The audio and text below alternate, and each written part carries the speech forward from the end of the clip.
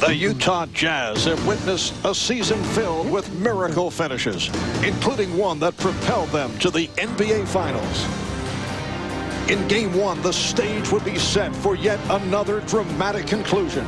Early on, Utah controlled the game, as the Jazz seemed impervious to the pressure of playing in their first NBA Finals. In fact, it seemed like business as usual for John Stockton and Karl Malone. The defending champion Bulls' response was led by a remarkable performance from Scottie Pippen. Fighting off a painful foot injury, Pippen asserted himself to enable the Bulls to draw even with Utah late in the game. With only seconds remaining, the question became who would seize the role of the hero. The opportunity was there for Karl Malone. But when the MVP saw his chance slip away, it was Michael Jordan who found the game in his hands as time ran out. Another miraculous finish. And tonight, another chapter will be written. Game 2 is next.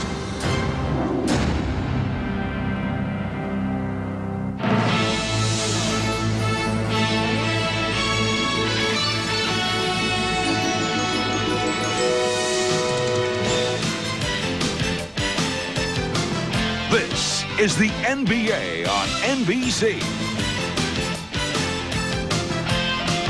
The 1997 NBA Finals. Tonight, it's Game 2. The Utah Jazz versus the Chicago Bulls. Of 7, the usual capacity crowd, better than 21,000 on hand at the United Center, and we welcome you. Hi, everybody. I'm Marv Albert, along with Matt Gukas and Bill Walton. And the inbounds pass comes into Jordan. Here's Michael at the foul line. A shot on Elo. Good! The Bulls win it! They win it!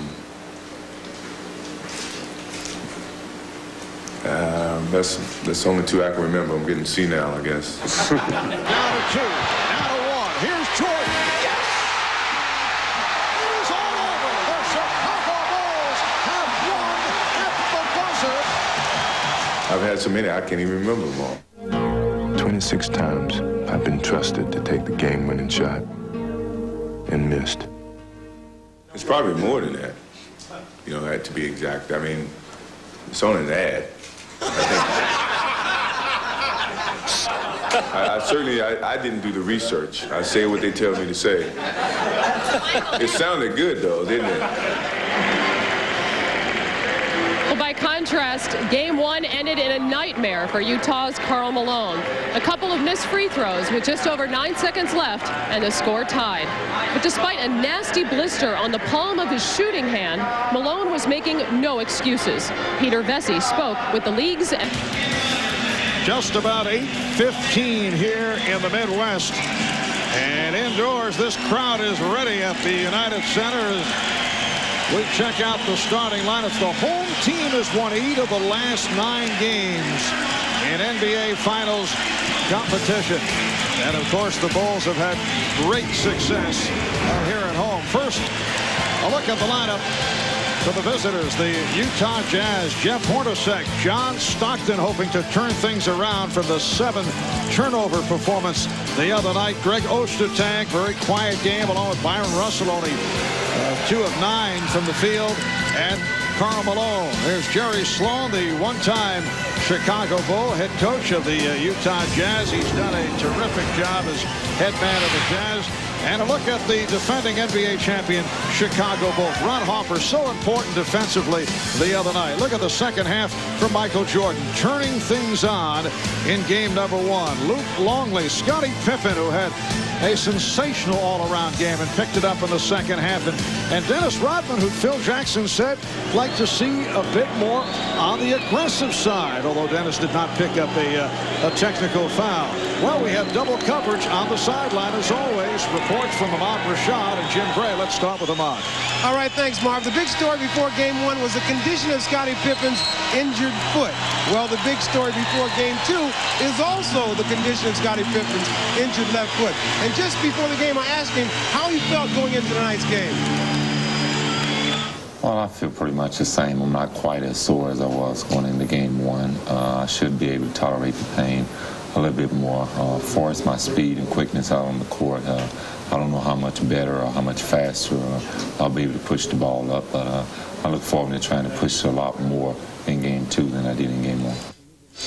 Well, if he feels that good, look for a big night from Scottie Pippen. Let's go down and talk to Jim Gray. All right, thank you very much, Ahmad. Well, 3 times this season, the Utah Jazz have lost at the buzzer. The question is, how have they reacted after those losses? And the answer is quite well. Against the Lakers late in April, Shaquille O'Neal hit a shot, and then the very following game, the Phoenix Suns, they lost to them by 5 points. In fact, they beat them by 5 points, I should say. Then, after Eddie Johnson hit that shot from around the world, they came back and won Game 5, and we'll see how they do tonight, but they're a confident team. Mark? All right, Jim, of the Jazz controlling the opening tip. The officials, Hugh Evans, Steve Javie, and Bennett Salvatore. The block by Pippen, who came up hobbling following the rejection. Beautiful back cut by Brian Russell. Couldn't convert. Scottie Pippen continues to own him defensively. Michael Jordan giving the Bulls the 2-0 lead. Pippen is trying to walk it off. He's defending on Russell, who fires the 3. Rodman rebound. Well, the Chicago Bulls want to get out and run more, and that's if Scottie Pippen can get the ball and push it up. Right now, he's trying to find out if that left foot is going to work. And Jerry Sloan opening up at Hornacek on George. Nice short pass. Hawker finding Pippen. Make it 4-0 Chicago. Talking to Brian Russell, he is well aware that he has to play a lot smarter basketball game. It couldn't have been a worse start for him tonight. Now Malone played by Longley. And the shot affected by Longley. Well, the Bulls feel with Longley on him, it'll force Malone to go outside, which is what he did in Game 1. And Longley gets inside on Ostertag, leading to the quick 20 called by Utah.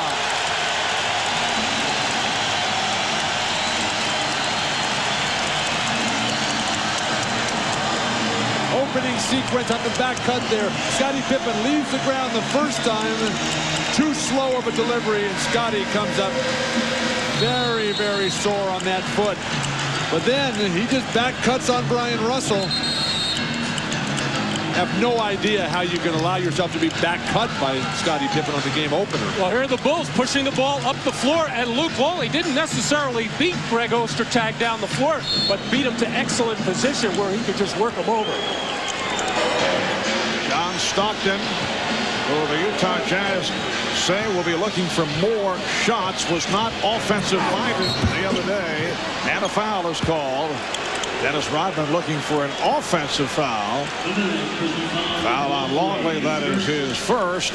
And here is the first test at the line for Karl Malone. Well, in an earlier Utah possession, Karl Malone tried to force something inside against Luke Longley.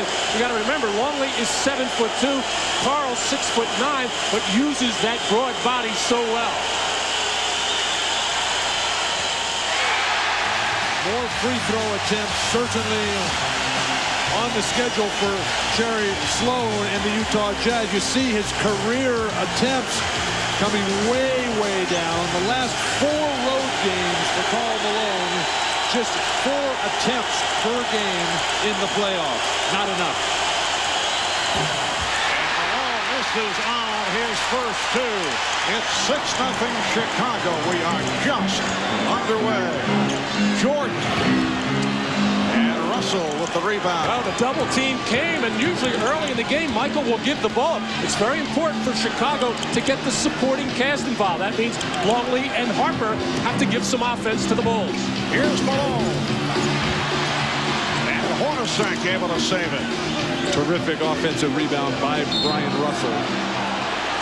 Keeping it alive for Hornacek. Steve Javie with the call along the baseline, a hold on Longley. Well, you can see coming out, Karl Malone is thinking about things now. The Utah, over the last couple of days, made a concerted effort. They're going to push the ball inside. They don't want to settle for jump shots. But when you're thinking out there, not just playing your natural game, that's when you get out of sync. Karl Malone's the kind of player who has to mix it up. A little bit inside, a little bit outside, because the jumper has been very good to him. Well, guys, Luke Longley plays 2 minutes and 3 seconds and picks up 2 fouls. Well, the first quarter of game 1, Utah did get the ball inside, and Karl made a lot of good passes to cutters on the weak side, like Stockton and Hornacek. Early entry for Brian Williams, replacing Luke Longley in a holding foul. It is on Harper. A distressing start for Utah. This has been probably the best starting team in the entire NBA all season long. Fall behind early. Ostertag. And a foul. Ostertag set up in good position, could not hit, and took the shot from Brian Williams. In game 1, the centers, not the big stars in this series. Neither one of them got to the free throw line. Luke Longley better on the offensive end. Ostertag solid on the boards. Greg Ostertag in his second year out of Kansas, a #1 draft pick last year, had an up and down rookie season, averaged about 3.5 points per game, was in constant foul trouble, also had injury problems, missed 17 games because of a broken right hand, but made great strides this season. And Marv, his biggest stride has been in his physical conditioning. He has worked relentlessly to cut down the body fat, and he's just maturing physically. A bright career is certainly on the horizon for him.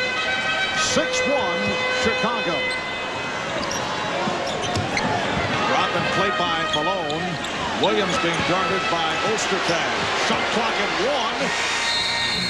And it's a 24-second violation. Actually, Brian Williams spotted the shot clock at about 5, knew that he had to get something up because he couldn't find a pass receiver, but just too many moves, too many dribbles for Brian to get a shot off. Well, Utah has missed its first 4 shots, and they're 1 of 4 at the line. 3 minutes have gone by. Illegal defense call for the first time against the Bulls. And it's against Dennis Rodman on the weak side with Greg Ostertag raised up above the tip of the circle on the weak side. Dennis Rodman has to stay above the free throw line, and Dennis sensed the ball going into Malone and drifted into the paint. I think Dennis feels a little left out of this series. He has not had the opportunity to guard Karl Malone. He wants to be the main man. Well, Phil Jackson telling us earlier that he wants more enthusiasm. Traveling violation. The basket will not count. Well, I think in game 1, Dennis was vying for the Sportsmanship Award and the Citizenship Award. But I don't think anybody in the Chicago Bulls want to see him that passive again. That's not something you can try for. It sort of has to just come.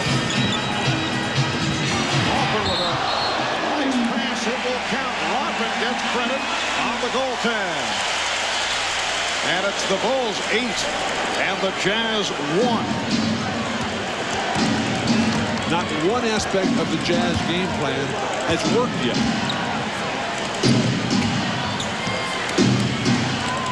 Brian Williams guarding Karl Malone. Here comes Pippen over to help. And the call against the Bulls on a double team. Foul on Williams. That is his second. The Jazz are being successful in drawing fouls, which is outstanding. That will get the Bulls back on their heels. But Jerry Sloan, before the game, talking about how got to take care of the ball. Second foul now on Brian Williams.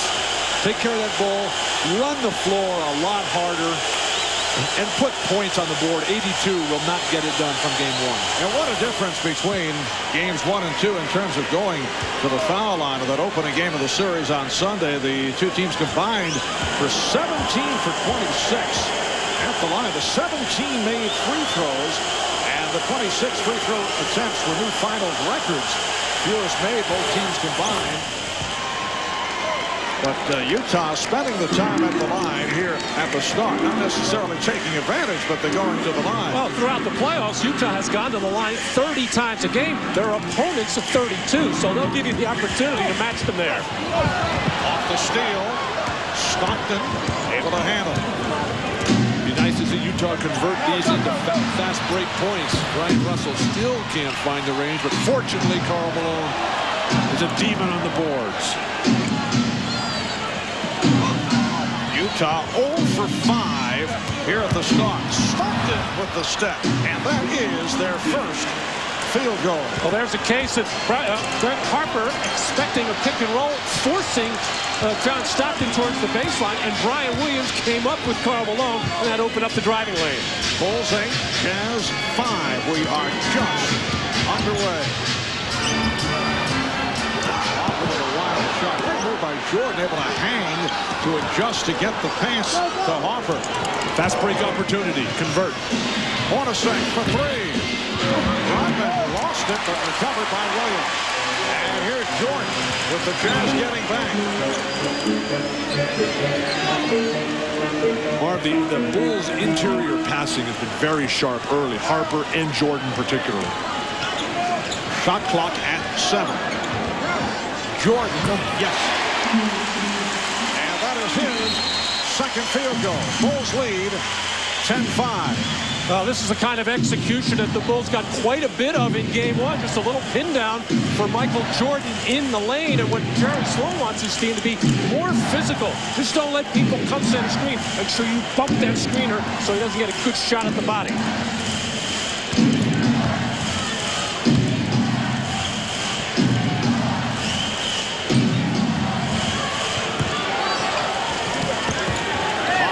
Help on Malone. Karl Malone with a turnaround in the face of Brian Williams. Karl starting to feel the rhythm. He often misses a couple of easy gimmies early on in the game, but once he finds it, you can't stop him. Pippen. And Ostertag with the rebound. Bulls have a 3-point lead halfway through this first quarter. This is much how Scottie Pippen started game 1. Not very sure of himself on his feet. He just can't get into the game yet. Here's Jordan. Setting it up for Pippen. The running game of Chicago, just getting the ball out, advancing it. The players can't catch up to the pass, and a beautiful 2-on-1 execution. Well, Rodman pumped that outlet pass and drew the Utah defenders up, and then the over the top to Jordan. Beautiful back.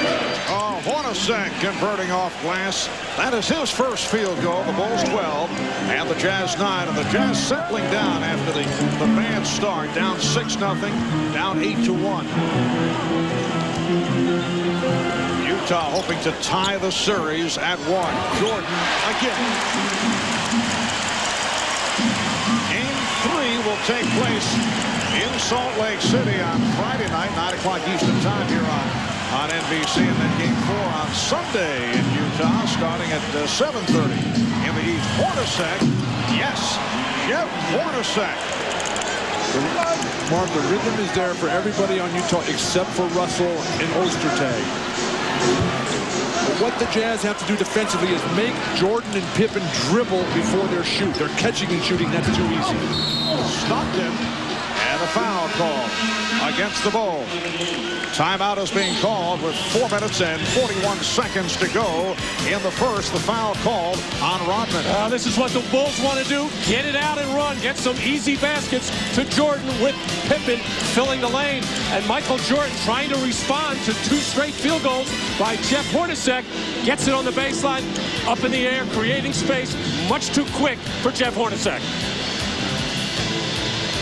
Well, sudden pick and roll here for John Stockton, and you're going to see Ron Harper try to send it down here, and as Karl Malone comes up to set it, Brian Williams is going to follow. The big mistake was no help for Ron Harper as John Stockton with a live dribble just goes right to the rim, and no weak side help.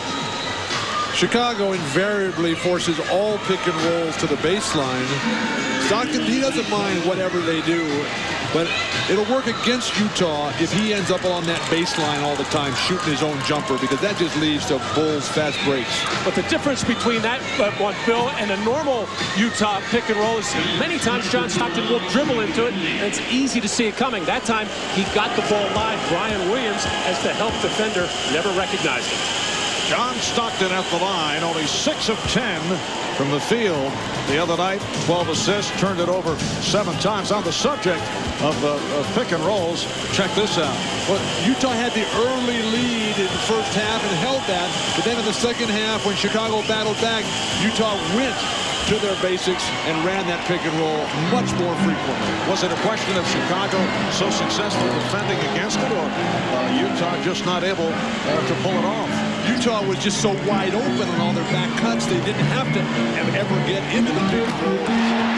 Just seems to be on fire, totally focused in tonight. That's a 3 for Michael Jordan. He has 9 of the 17 Chicago points. 17-13 the score. Jordan to the board. Stockton certainly going to the hoop. Very conscious about his individual offense. I thought he got bumped that time. Steve Kerr has come on for the first time, replacing Ron Harper. Jordan with the fake. Yes. Well, that last three-pointer on the play before, not just an ordinary one. Michael Jordan absolutely frigid from 3, 5 for 42 coming into this game. In fact, before game 1 said he wasn't even going to look for it, shooting 12%. Here's Malone getting inside. Will not count. Offensive foul.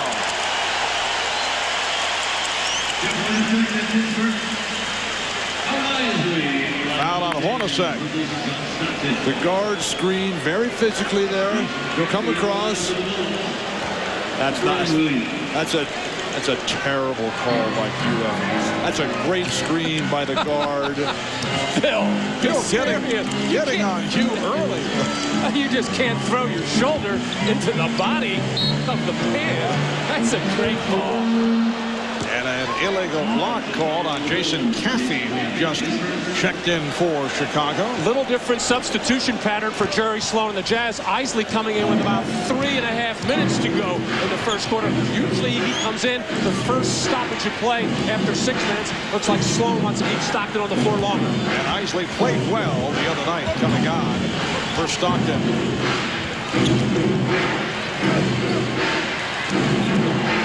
Here's Russell. He can't find the range. Coming up on 3 minutes remaining in this first quarter. Jordan putting moves on Hornacek. Now Kerr for 3. Yes. Kerr began the playoffs having difficulty locating his shot. As the playoffs have progressed, he has begun to show signs. Or the defense for Chicago so much sharper tonight than in game 1. And Brian Russell 2 for 13 in the series. Malone strong, but no finish.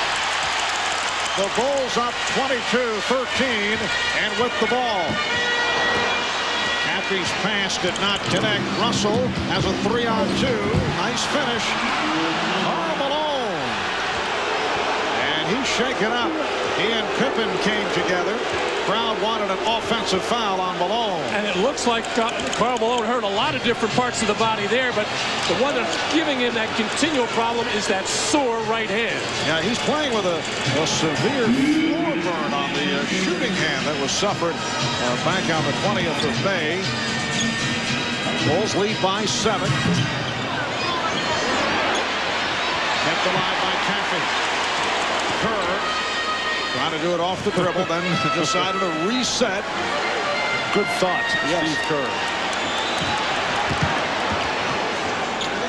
Now Kerr is open. Yes.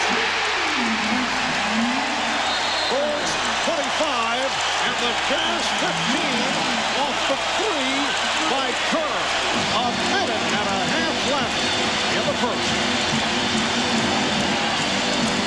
Back in Chicago, it appears that Karl Malone has re-aggravated that injury just a moment ago, involved in the drive.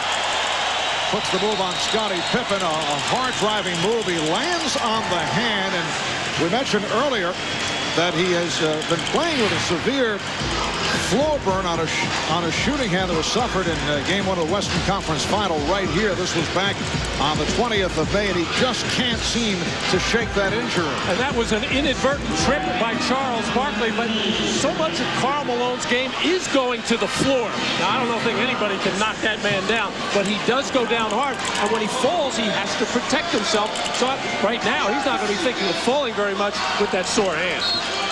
Karl Malone remaining on the floor. It's an 11-2 run by Chicago. For more on Karl Malone's injury, let's check in with Jim Gray.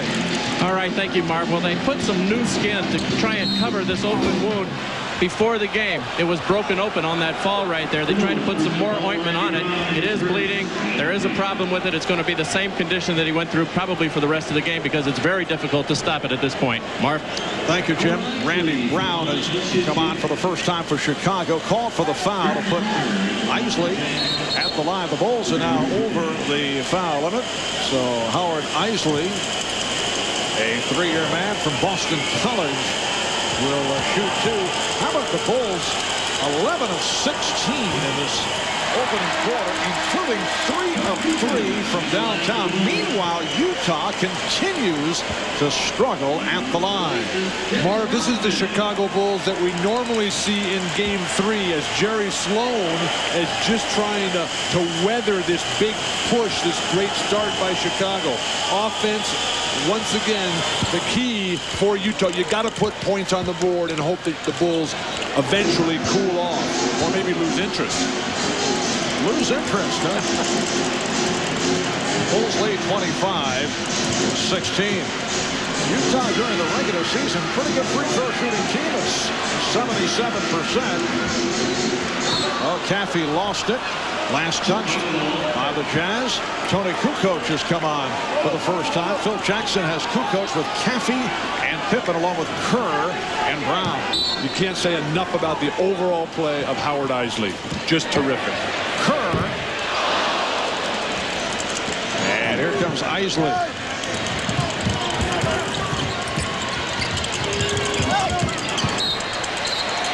Isley trying to find Malone, but it was deflected out. Rick Foster, one-time Chicago Bull, has come on for the first time wearing number 44 and matched up with Scottie Pippen. And Malone couldn't find anyone. Has to call a timeout. A waste of a timeout there. You see a little bit of frustration on Karl Malone's face. Jerry Sloan, livid inside. You got to execute your inbound play. Bill, I don't think it's a waste of a timeout. You get plenty with the extra timeouts for TV. Possessions in a low-scoring game, much more important. Welcome back to Chicago. I'm Jim Gray. During that entire timeout, Karl Malone tried to stop the bleeding on the open wound of his right shooting palm. He's unable to do so. The problem is with Mike Kaminsky and the trainers, they can't tape that up, Marv, because he then wouldn't be able to hold the ball. And with the sweat and the constant banging, it's going to be an ongoing problem, probably until the offseason. Marv? All right, thanks, Jim. We saw that ongoing problem right throughout the opening game here on Sunday. Shot clock is down to 7. Here's Russell. Oh, he went glass. Very fortunate. I don't know if that was the intent. Ryan Russell has to play great basketball for the Utah Jazz. He reminds me so much of a young Scottie Pippen, still trying to play with athleticism rather than skill. He'll get there soon, though. Ryan Russell, fourth year in the NBA out of Long Beach State, a second-round draft pick. Scottie Pippen. And rebounded by Jeff Hornacek. We are down to 15 seconds to go in the quarter. The Bulls lead 25-18. So that timeout by the Jazz not only saved the possession, they got a bucket out of it, albeit a suspect one. Final seconds of the first quarter. Isley. Oh, the runner by Isley. 1 6/10 seconds to go. Here's Kukoc with the two-hand set. Good shooting, opening quarter by Chicago. 11 of 19 overall. Michael Jordan led the way with 11. Utah finished with 5 consecutive points. And it's the Bulls by 5 after 1. You're watching the NBA on NBC. You're watching the NBA Finals on NBC.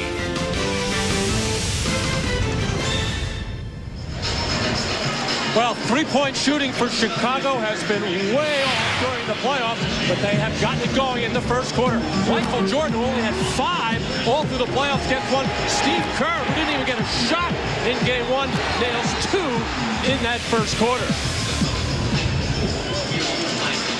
Just 31% in the playoffs, 6 for 16 in game 1, but a good start here tonight. Utah listening to their coach Jerry Sloan. He wanted him to get to the foul line more. They took 10 free throws. in the first quarter, 11 total for in game one. Only 2 turnovers. They're just down 5. They can start shooting the ball. They'll be right there. And you can see the uplifting play from three-point range by Chicago. Second quarter is underway. Michael Jordan is back. Shandon Anderson, the rookie from Georgia, has checked in for the first time. Chris Morris on the floor for the first time. And here's Malone over Caffey. Caffey played him well. A little bit of a force there by Carl. Got caught with the wrong footwork. An interesting way they set it up with the nice screen by Chris Morris. Longley's back. He had picked up the 2 early fouls. Here's Longley. Lost it. And recovered by Malone. Stockton back very quick in this game, even though Isley was playing perfect basketball. Utah scoring the final 5 points of that first quarter. Here's Malone going to the running hook. Utah's going to need a lift from Chris Morris with Brian Russell's game way off and Kukoc guarding Morris. They got to look for some shots for Chris. Karl Malone now 2 of 7 from the field. Caffey coughed it up. Terrific recovery defense by the Jazz. An underrated defensive team. Underrated? I think they're one of the best defensive teams in the league. Low field goal percentage for opponents, play basic solid defense, and a good defensive rebounding team. Bill is referring to his own rotisserie league. But unlike the Chicago Bulls, they don't have one guy who you would say, now that's a great defensive player who can just shut down the other team, the way the Bulls have Jordan, Pippen, and Rodney. Well, of course, they don't have those 3 guys. Karl Malone, however, first team all defensive. Stockton, a steals leader, although he has problems with individual defense. Oh, Stockton just looking to beat the 24. Here's Jordan. And kept alive by Caffey. Nice passing. Longley. And a loose ball foul. It is on Caffey. That is his second. 2 minutes gone by in the second quarter. Neither club has scored. Here in the second, Ryan Williams checking back in, replacing Jason Caffey. Marv, in game 1, the Jazz controlled the boards throughout the game. Early on here, Chicago back to their customary position, up 15 to 10 on the glass. Get Antoine Carr off here if you're the Utah Jazz. He needs a jumper. And Carr tripped up. Foul on Williams. That's 3 on Brian Williams. It leads to a timeout. Well, these aerial views of Chicago being brought to you by Goodyear. Marv Albert with Matt Gugas, Bill Walton, Ahmad Rashad, Jim Gray. 9:53 to go in the first half. And the Bulls lead the Jazz 25-20. Now for Karl Malone, the best way to exercise the negativism from the end of game 1 is to come out with a huge offensive game. It has not been the case. Everything has been short, the front of the rim.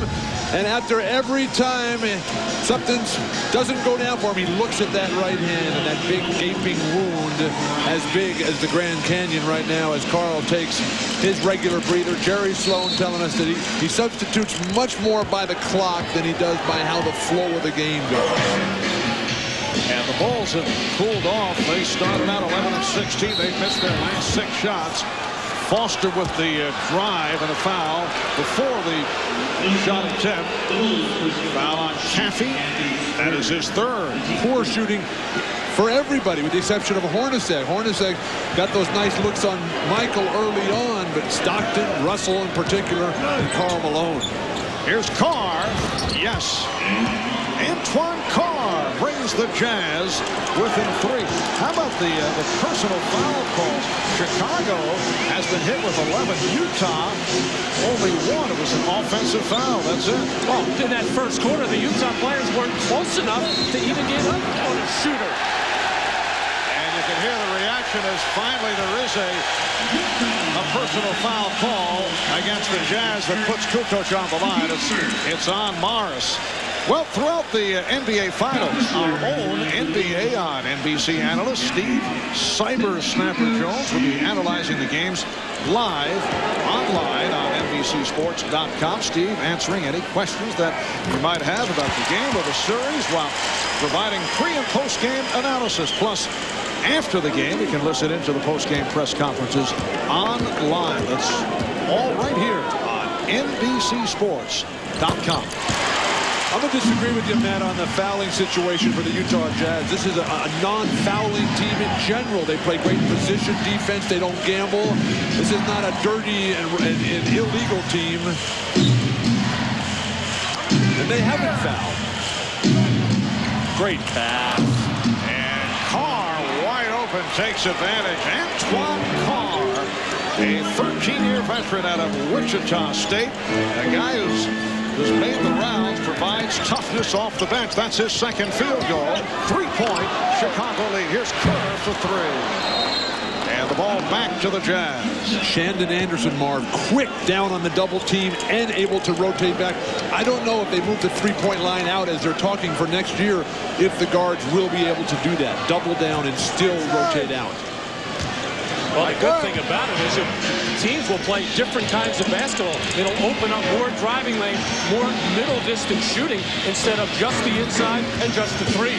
Michael Jordan was asked about the change of the distance. He said the way he's been shooting his threes, it doesn't matter. Judd Bushler, who just checked in, able to handle the box out. Here's Rodman. Met by Carr. Chicago's gone nearly 5 minutes without a field goal. They've missed their last 7 shots. Kukoc making 8 straight misses. Anderson with the rebound. For Utah's bench, this is something that's happened throughout the playoffs. Oh, the pass. Stockton finding Anderson, but he could not convert. Stockton is back for Jordan. Kerr for three. They cannot buy one. Just the Bulls unable to take advantage of the situation where Utah not shooting the ball well. Karl Malone got off to a poor start in this game, yet Utah right in it. Chicago 0 for its last 9. Carr putting moves on Rodman. Not really Antoine's shot. The step under, looking for the foul, barking at Salvatore. And now Chris Morris defending on Michael Jordan. Foul is called against the Jazz. A hold. Don Foster, that's his first. And for Utah, their second team foul. Michael looking longingly over at Phil Jackson for a little direction here, trying to figure out what they can run to get a score. But just let him shoot, do whatever he wants.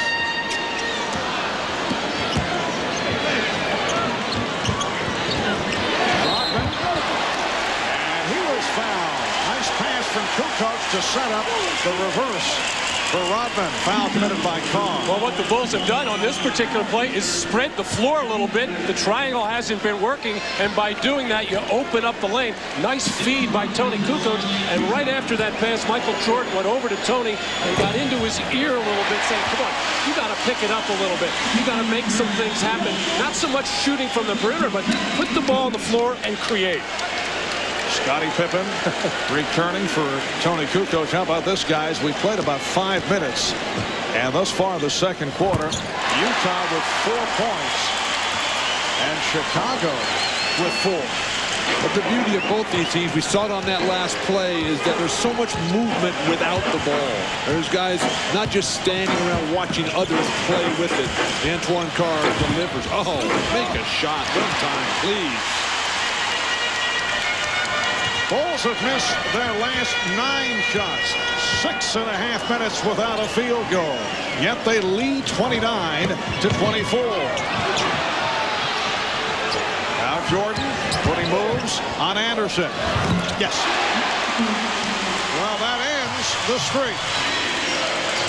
Well, that's the offense that Phil Jackson was telling Michael to run. Chicago leads by 7. You hear the chant of defense. Well, small Chicago team out there right now. Utah should be taking it to the rim because there's just no shot blocking out there unless a Jordan or Pippen come over. Whoa! Morris from way Like I said, take the ball to the rim or shoot from 30 feet. We did discuss in the pregame meeting how Chris Morris, this would be his breakout game. Chris Morris from beyond area code range. Michael Jordan going one-on-one. The Jazz will live with this.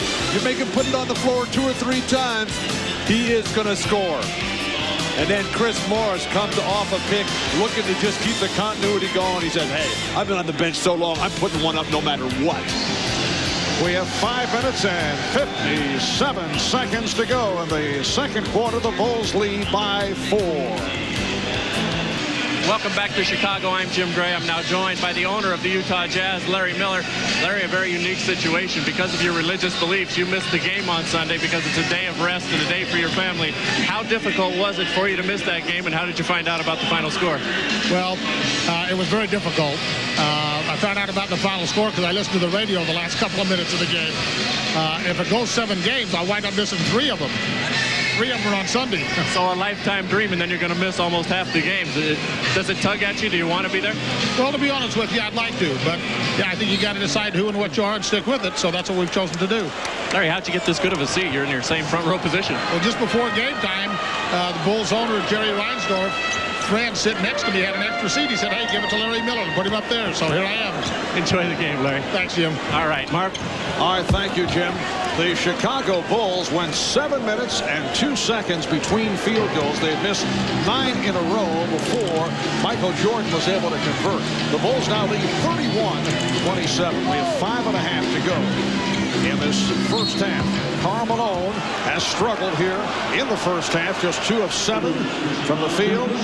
6 points, 2 rebounds. Foul committed by Jud Buechler. Mark, you talked about the offensive struggles for the Bulls. They started off the game 10 for 14. Since then, after 9-minute mark, 2 for 12, but their rebound dominance has kept them in the lead, albeit very slightly at this time as Karl Malone gets great deep position. And it brings Utah within 2. Chicago has led from the start. They were up 6-0. They were up 8-1. Very low scoring second quarter. Utah with a 9-6 edge to this point. And we have just under 5 minutes to go in the second.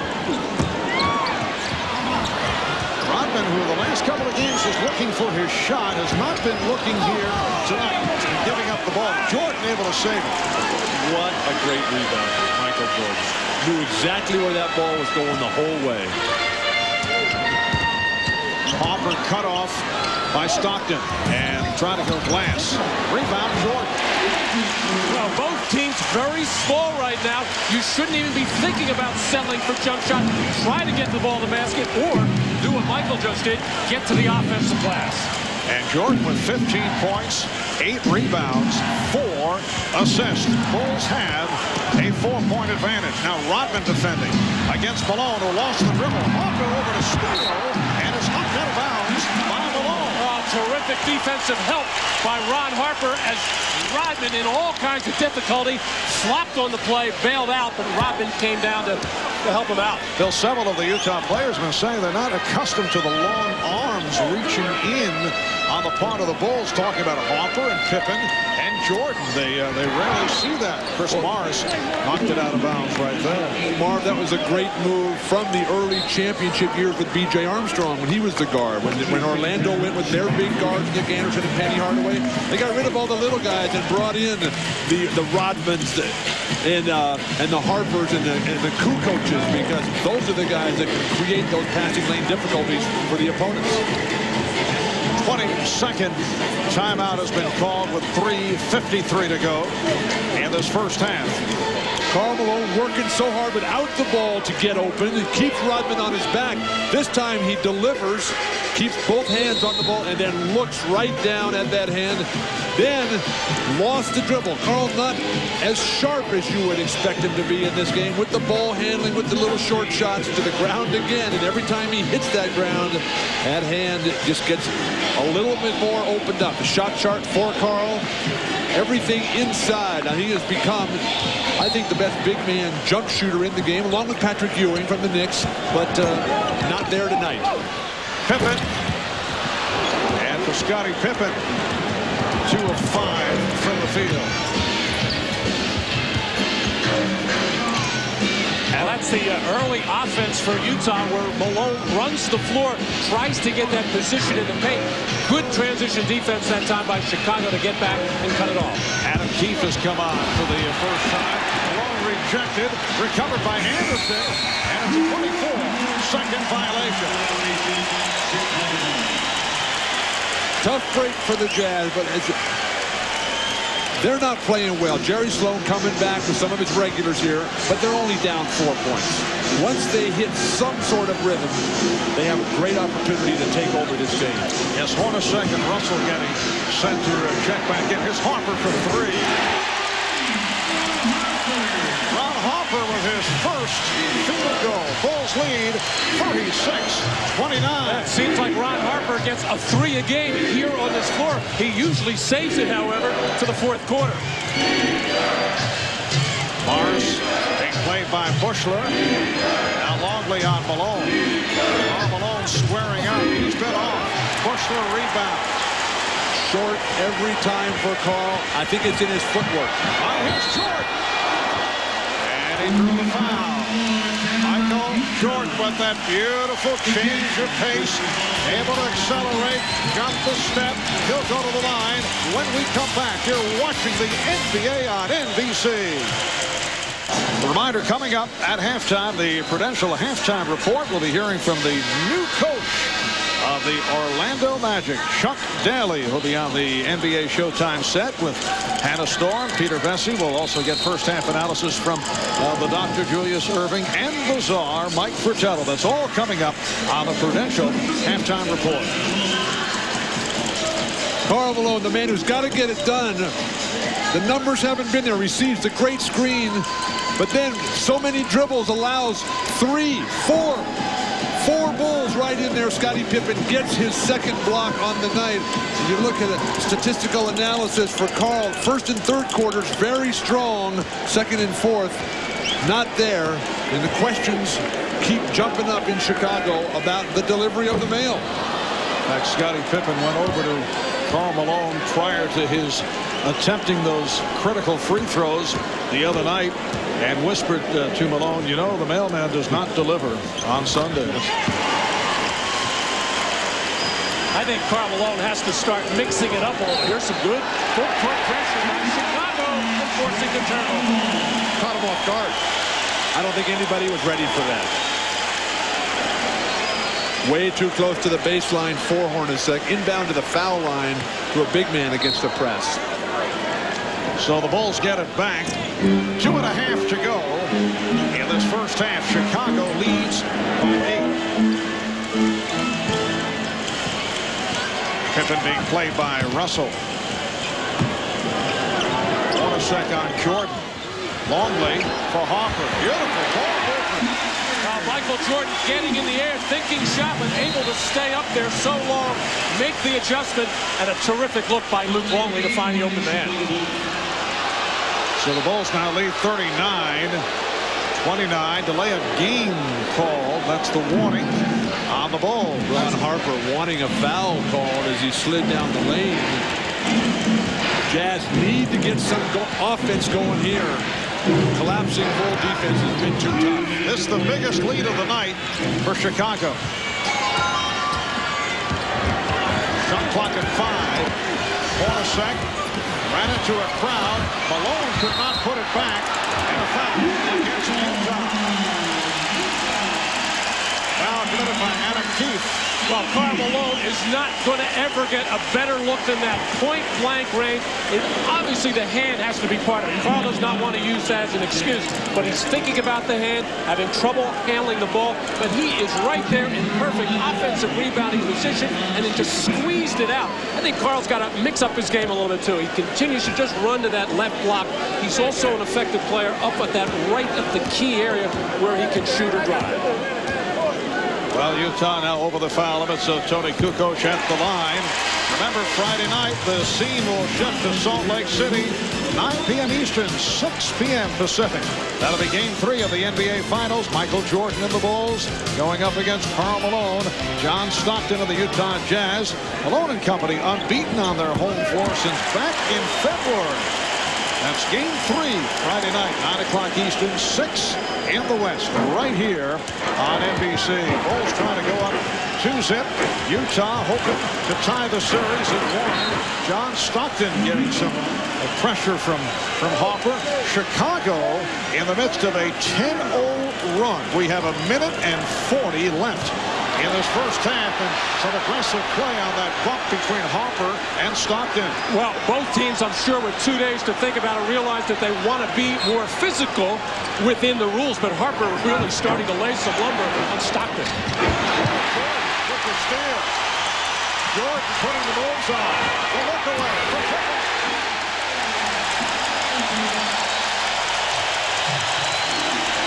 12 unanswered by Chicago. And Ron Harper bringing the crowd to its feet. Chicago defense stifling. Need leadership and poise for Utah right now. They go to their MVP. Well, this is Chicago Bull basketball. Flurries on defense, creating turnovers, getting the steal, and then quickly converting at the other end as Jordan breaks through the defense and spotted Scottie Pippen way before that, but delivered it right on time for Scottie to finish with an explosive dunk on that short foot. Foul on Pippen. It took the Bulls over the limit, and here's Karl Malone, 2 of 4 at the line. Marv, it's all falling apart for the Jazz right now. They've fallen behind by 14. Try to get some sort of rhythm here for Jerry Sloan and his Jazz. Get out of here with something going in your favor, and then come out and start over in the second half. And Chicago has outscored Utah 18-10 in the second quarter. We're approaching a minute left in the half. The Bulls lead 43-30. Jordan through the foul. And again, another outstanding adjustment by Michael Jordan. Driving to the lane, really was thinking pass out to Tony Kukoc, but as soon as he hears the whistle, make sure he got the ball up towards the basket. Really wouldn't matter because both teams in foul.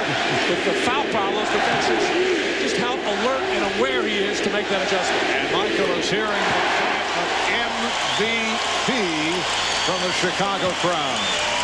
There, though, is this year's MVP, who has not had a strong game.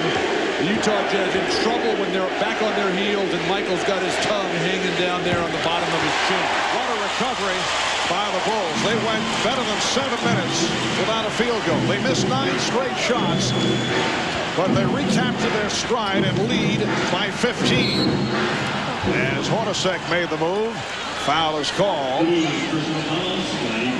Foul on Pippen. That is his second. On the subject of the most valuable player voting, Karl Malone edging out Michael Jordan, followed by Grant Hill and Tim Hardaway and Glenn Rice. One of the closest votes in history. The other one being the time that Charles Barkley and Michael and Magic Johnson got it. No, that was a wrong year there. Excuse me. We'll edit that out of the telecast book. Utah now 7 of 13 at the line. That was terrible. A self-inflicted blow by Bill Walton. Don't let it get to you. Just under a minute to go in the first half, and the Bulls now lead by 14.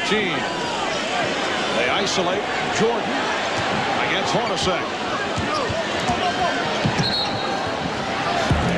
Salvatore, the outside official, indicating a pushing foul on Utah. It is on Hornacek, his second. Once again, the percentages. Michael Jordan so aware. Michael tends to sometimes settle for the jump shot because defenders will back off him, give him the room. He can just go up and shoot very comfortably. But with the Jazz in foul trouble, take it to the basket, draw the foul, get some freebies at the line. And Jordan is 4 for 5 from the line. He has had a magnificent first half. 19 points, 8 rebounds, and 5 assists. Just continuing along with what has been a sensational career in terms of NBA Final play. And the amazing amazing thing about these finals, like last year against Seattle, Michael is not really shooting the ball that well. He's had some streaks, but he's not satisfied with his shooting. You guys agree, though, this is about the best we have seen the Bulls play during the playoffs? In all aspects. Not just their offense, but their passing is terrific. Their defense has been suffocating. The Jazz can't get anything on, and they've brought the crowd to their feet to close it out here. A rousing standing ovation for the Bulls. Final seconds of the half. Chicago by 16. Jordan putting moves on and then had it knocked away. Last touched by the Jazz, and you know that he wanted to end the half with an emphatic move. Phil Jackson coming with offense here. Kerr and Pippen for Harper and Rodman. Down to 2 9/10 seconds remaining in this first half. Chicago has outscored Utah 22-11.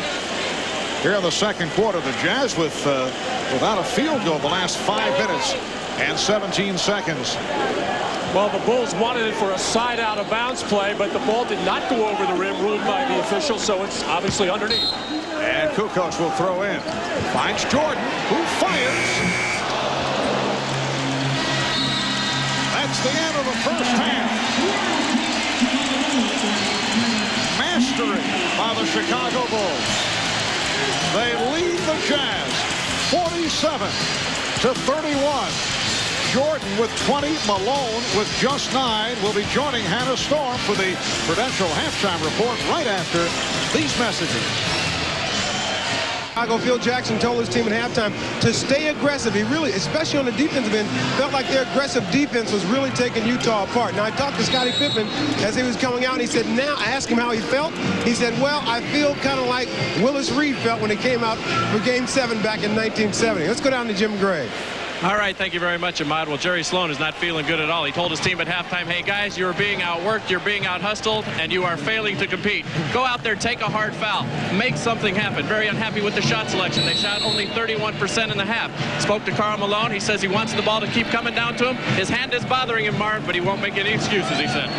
All right, thanks, Jim. Only one team in NBA history, the 1948 Baltimore Bullets, have ever come back from more than 15 points down at halftime to win a finals game. The Bulls have a 16-point advantage on the Jazz as this third quarter gets underway. And that's the kind of aggressiveness Jerry Sloan is looking for. Brian Russell knocking the ball loose and getting on the floor and after it. Brian Russell continues to struggle in almost all facets of the game. He's really relying far too much on his athleticism rather than just on good, smart basketball plays. And the foul called on Greg Ostertag.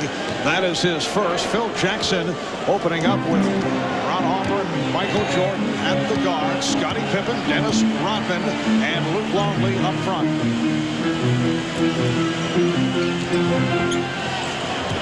Harper played by Stockton. Harper got the step. Rodman passed on the shot, and now a two-hander. Dennis showing the entire repertoire. A minute gone by in the third quarter. Rodman applauding that call. It is against Utah.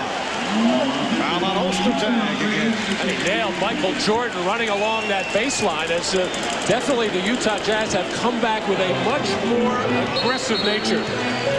And a technical has been called. A technical foul on Ostertag. Well, early offense for the Utah Jazz running the baseline, and Michael Jordan not really expecting that shoulder and hip move by Ostertag. Got nailed.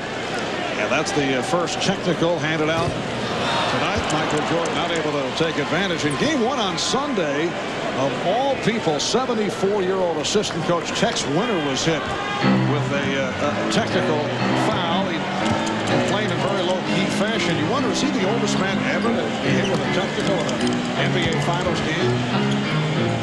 You can ponder that for a while. Here's Harper. And a foul. A lot of whistles here at the start of the third. Well, you know, what Tex Winter was complaining about was the hard illegal screens by the Jazz, getting up into the man where the man couldn't move, and he kept complaining and complaining about it, and then he finally said the magic words to the referee: check the rule book. Those were the magic words. Checks the master of the triangle. Greg Ostertag has committed 3 fouls within 79 seconds. Truth always a defense to libel. Yes. And Ron Harper at the line for the first time. Only 11 points scored by the Jazz in the second quarter.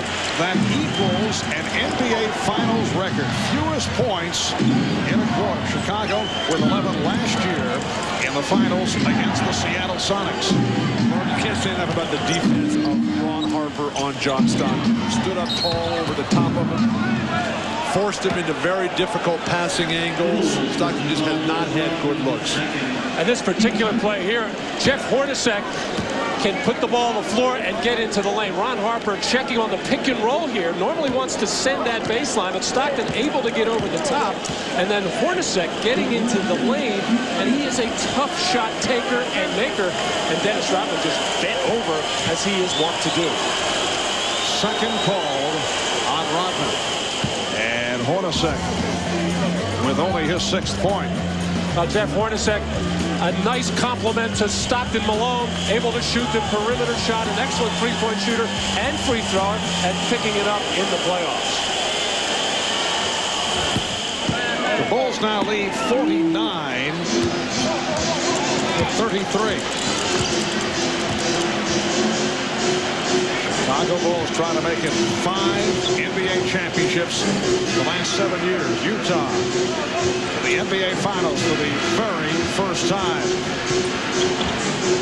Harper, yes. Ron Harper has been a very important player these first 2 games of the final series. As he was in the closeout of the Miami series in the 4th quarter where he dominated. Illegal defense, the call. Marv, it's like the Bulls realized after game 1 that this Utah team is very good, and they've all come to play today, particularly Ron Harper, whose regular season, not that many minutes, but he's really stepped it up here in the postseason, shooting much better, pounding the boards, now pounding the ear of Jerry Sloan. Second illegal defense leading to the technical foul. So the Bulls now lead 51-34. Going back to the second quarter, Utah has gone more than 7 minutes without a field goal. Here's Malone. Terrific box out by Jordan, and Karl Malone just cannot find the range. Karl Malone is now 3 for 13. He has had a nightmare. He is just flipping the ball around the rim. Even a couple that he has made, he has flipped up there. He's got to take it stronger to the rim. Stockton, and he drew the foul. John Stockton went to the crossover on the baseline, and he was blocked by Harper. Generally, when you have a tough game, you want to come right back and just be at such a level of range that nobody can stay with you. But Karl is letting that ball go too soon. I think he's shooting on the way up almost every time and not taking advantage of the size and strength. There's really nobody on this team, if in the league, that can guard Karl Malone if he plays his game. Especially when he catches the ball 2 feet in the paint right under the rim like that. That's usually very easy field goal and possible 3-point play for Karl. I think Karl's got to mix it up a little. I said that in the first game. He's got to go out around that top of the key area, take a couple of jumpers, take a couple of drives. And the foul called on Malone. That's his first. And what is with John Stockton? There was criticism, not taking enough shots, not being aggressive enough. The 7 turnovers in game 1 and thus far tonight. And certainly we have a long way to go, but 1 of 5 from the field. That's it. And most of those 5 shots taken in the very early going, tried to establish an offense, but the long arms again as Luke Longley finds that left-handed hook. Luke giving a man. Along with Phil Jackson, a lot of static about Luke's shot selection with that left hand. So Chicago leads by 18. Here's Hornacek. Yes.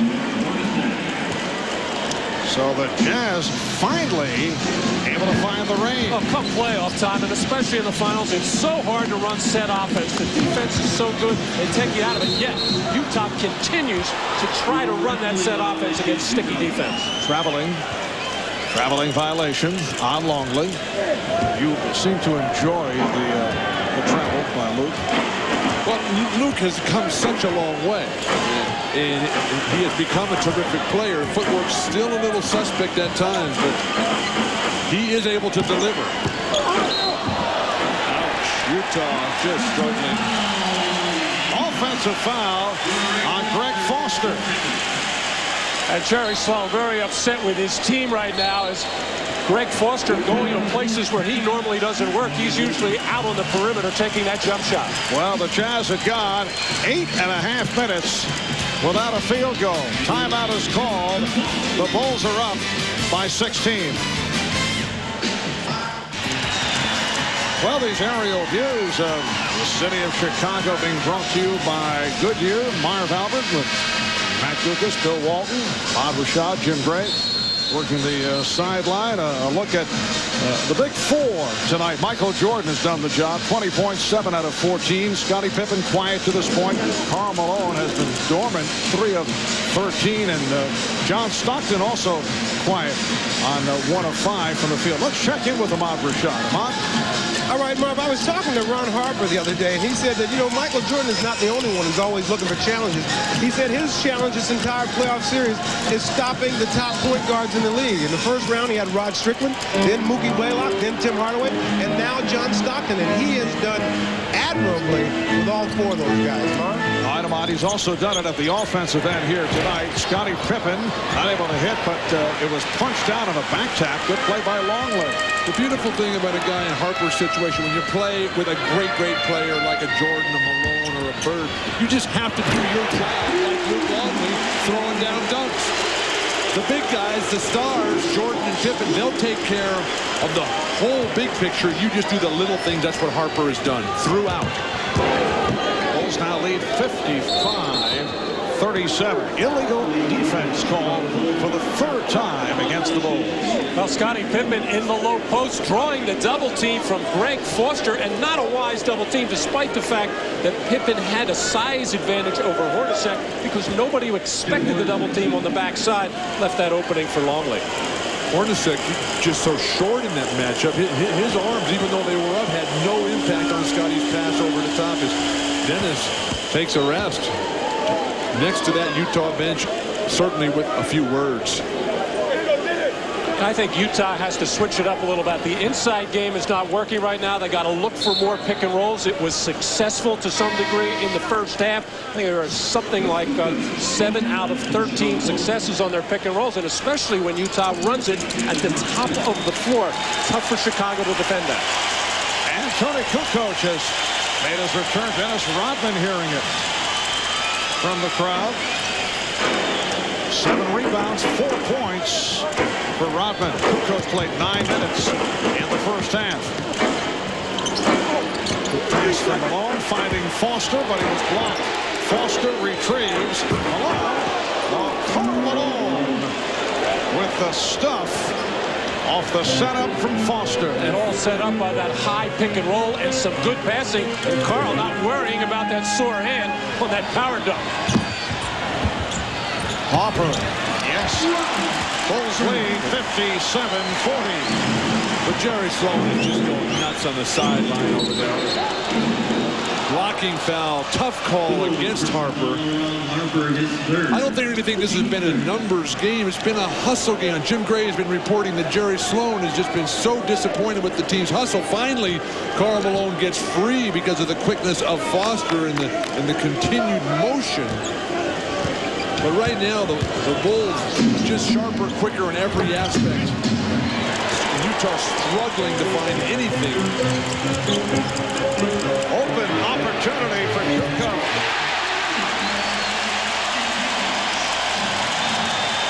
Tony Kukoc knocking down a 3, and the Bulls lead by 20. It's their biggest lead of the night. Malone trying to squeeze his way through, and he drew the foul. Foul on Longley. That is his third. Chicago just advancing the ball. Utah very slow getting back on defense, and Kukoc all day long to line that one up. Ron Harper looked over to the bench during that last transition and said he needed a breather. He's working very hard defensively, but he's also winding up with a lot of open shots. He's tired. Harper replaced by Kerr. Hit a couple of three-pointers earlier. And a blocking foul against Chicago. Foul on Kerr. That is his first with 6:22 to go in this third quarter. A reminder, Sunday, 4 o'clock Eastern. NBC Sports with a very special preview of the 97th U.S. Open. A look at Tiger Woods' drive to win yet another major. No one has won the Masters and the U.S. Open in the same year since a fellow by the name of Jack Nicklaus back in 1972. Plus a look at Congressional Country Club on the par 3 18th, a finishing hole that could have dramatic consequences. Plus much more as golf's greatest championship nears. The U.S. Open preview Sunday, 4 o'clock Eastern, right here on NBC. 60-42, Chicago. Jordan. Yes. That's a tough way to play the pick and roll for Utah. Brian Russell stepping behind Luke Longley to give Jordan a three, even though he's shooting just 12% coming in today from behind the line. You got to be more aggressive and assertive defensively than Utah has been tonight. Stockton. And Jordan with the quick hands able to save it. The Bulls have been on every loose ball. Here's the isolation for Jordan. Being played by Russell. Putting moves on and hit it. When Michael gets the outside shot going, and he's starting to feel it right now. Ryan Russell had the foot on the line. It's a two-pointer. The Bulls now lead 64-44. Russell a 2 for 9 the other night in game 1. He's 2 for 7 here this evening. And the foul against the Jazz. It is a hold on Keefe. Michael Jordan behind the pick and roll. Great screen by Luke Longley. No step out. I think Utah can probably double team that because Luke Longley's not going to break you from the free throw line, and then Jordan patiently, and Brian Russell continues to flail away defensively rather than holding his ground. Bulls have hit their last 5 shots. Isley is back. Stockton will take a rest. Just under 5 left in the third. Here's Jordan. And he was fouled. Well, in game 1, Michael Jordan was 5 for 17 from the perimeter, meaning before he raised up for that game-winning shot, just 4 for 16. And actually, that was Brian Russell's probably best defensive play of the night. Kept Michael Jordan from driving, got a hand up on the shot Michael just made. A great play, but now Michael seems to have found the range from the perimeter, which will set up those kinds of drives to the hole. And Michael again hearing the chant of MVP. He now has 25 points along with 10 rebounds and 5 assists. Could be on his way to a triple-double. Michael Jordan has never had a triple-double in an NBA Finals game. It has been done 25 times by 13 players. What do you think? Michael and Ahmad just sort of sit around and talk about the records he doesn't have and then just say, well, I'll go for that one today? On pace. The only question will be in the assist column, and he has 5. 4.5 left. The block and the foul. That's his 4th. Well, Adam Keefe is a player for Utah who has fallen out of favor in Jerry Sloan's book, but he's the kind of guy so active around the basket, knows how to get open underneath as he did there, throws his body around, creates a lot of contact. Adam Keefe used sparingly, 6'9", 240-pounder out of Stanford. Spent a couple of years with Atlanta. This is 3rd season with Utah. Number 1 pick by the Hawks, traded to Utah in the deal involving Tyrone Corbin. Luke Longley. Here's the applause. He sits down. Leads with 6 points.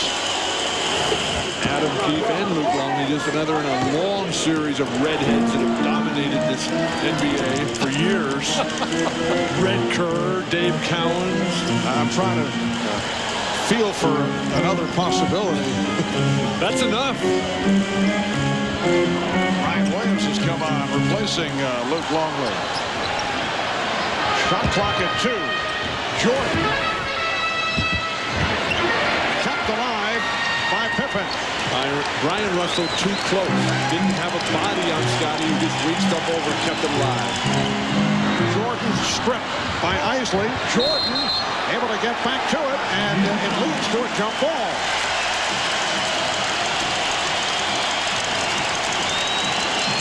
Michael Jordan upset with the official on this particular play, but a nice defensive play by Shandon Anderson to get a lot of basketball to knock that loose. Obviously, Jordan didn't think so, but then Michael not worrying about it until he scrambles after the loose one. But isn't that what makes the Bulls so great? Is that their best player, Michael Jordan, he's the one who's working the hardest on the defensive end, diving on the loose balls, digging it out, setting the tempo and the pace, inspiring his teammates. The tip controlled by the Jazz. Marv, the Bulls are in complete control because they've dominated the boards today. Unlike game 1 now, they're up 30-19 on the glass. Malone foul, but a good play defensively by the Bulls, preventing the layup by Malone. Actually, the Utah Jazz are not a good offensive rebounding team. Mainly because Karl Malone is shooting the ball so much, and many times it's a fadeaway shot or whatever, so he's not in position to rebound. So they don't get it from their big power forward and their best rebound. It comes from somebody, from somebody else. Foul was called on Kukoc. And here the noisemakers, apparently a local promotion giving out what will be called clackers, and Malone has been hearing it.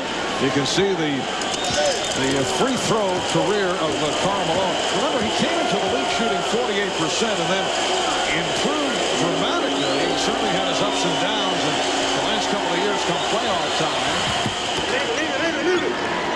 Malone is now 5 of 8 at the line tonight. And the attempts for Karl are what's really important. He's going to make a good percentage. The last 4 road games, though, just 4 attempts per game in the playoffs from the line for Karl Malone. Not enough. Jordan, yes! Michael Jordan going glass with the reverse. 68-47 Chicago. And a foul against the Bulls. Michael Jordan has made a couple of jump shots now, and that is setting up these drives, but starting on the right side, hanging in the air, clearing the defensive pressure, and using the glass on the opposite side just beautifully. He turns the corner, and nobody closes him off. Everybody's trying to get in the air and block his shot, but he just keeps going, until finally he passed all 3 guys and then reached out and dumped it in. Well, Bill, the big reason is he's just flat out quicker than everybody else, and they just can't get there in time. Not bad for a guy who's 34 years of age. He's pretty good. Good point. Utah now 19 of 28 at the line. That's 67%. Chicago leads by 20. Jordan. Yes. 30 for Jordan. 70-48 for Chicago with just under 3 remaining in the third. And here's Russell. A 3 from Brian Russell. So the Bulls now lead 70-51 over a Utah team that went 64-18 during the regular season. A franchise record, 64. What a pass. Jordan for Williams. It's all clicking now. Either the triangle offense, the spread, every defensive move Utah is making. Chicago is countering for an easy basket. You know, you look back toward the end of the regular season for the Bulls, a season that saw them win 69 games.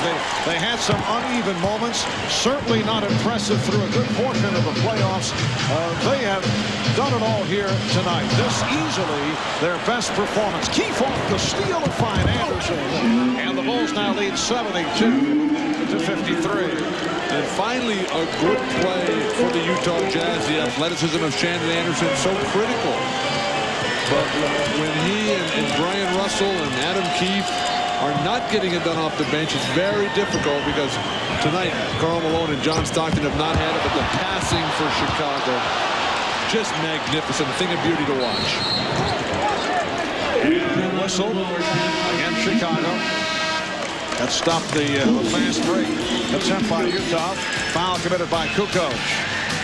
Oh, Michael Jordan working on Shandon Anderson, taking him right, taking him left, just getting up in the air so quickly and getting a good look at the rim. And then when he draws the double team, knows exactly where his teammates are. Brian Williams knifing to the basket for the easy dunk. A minute 36 to go in the third. The Bulls with a commanding lead. Michael Jordan consistently brilliant as this game has worn on.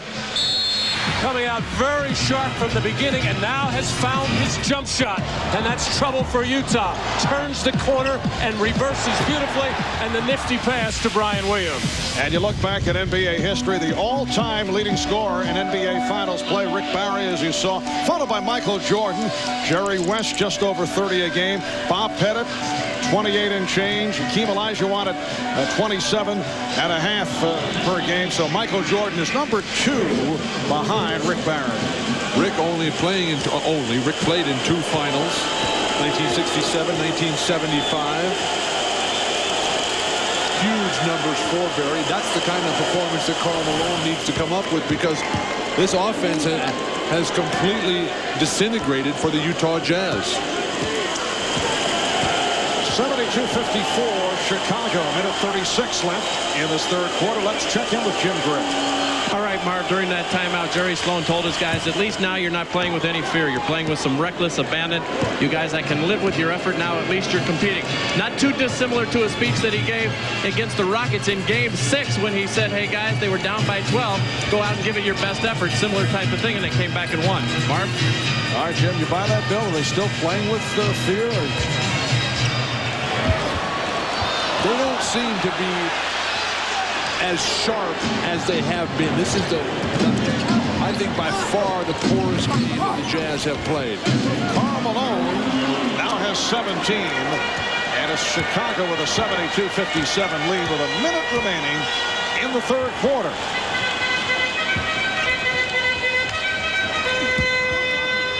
Williams. Brian Williams with his second field goal. He has 4. Has to be particularly disappointing for Jerry Sloan, one of the fiercest defensive players, and his guys are just getting posted up 1 foot from the hoop and turning the ball over carelessly. But excuse me, Ryan, this is the best the Chicago ball movement has been that I've seen throughout the playoffs, despite the fact that Michael Jordan has taken a lot of it on himself. Everybody seems to be at least involved in touching the basketball. They've mixed their offense up beautifully. And a reach-in foul is called. Now, turnover is a major problem for Utah the other night in Game 1. It has not been a problem tonight. That was just number 9 a moment ago. Scottie Pippen to the line with 25 seconds left in the third. Well, Sunday at 5 o'clock Eastern, Ahmad Rashad will host NBA at the Finals, taking a look at 3 pioneers of the WNBA and the obstacles that they have faced on their journey to playing professional women's basketball. This special will also go behind the scenes to find the personal subplots that will make this year's NBA Finals so compelling, captures a side of these championships that most fans never see. It's all here Sunday, 5 o'clock Eastern on NBC. We're down to 15 seconds remaining in the third. And the Bulls have a 76-57 lead. The Jazz spreading out the floor. Isley putting moves on Kerr and hitting. Final seconds of the quarter. Brian Williams looking for the open receiver, and Kerr rammed by Isley. And Jerry Sloan just flips the ball up in the air. Everything that could possibly go wrong has for the Utah Jazz.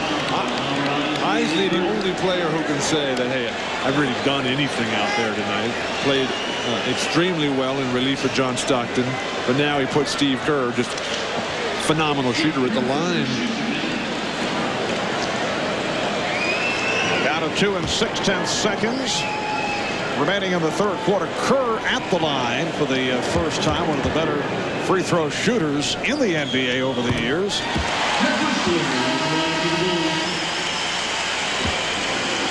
Now Jud Buechler reports back, replacing Scottie Pippen.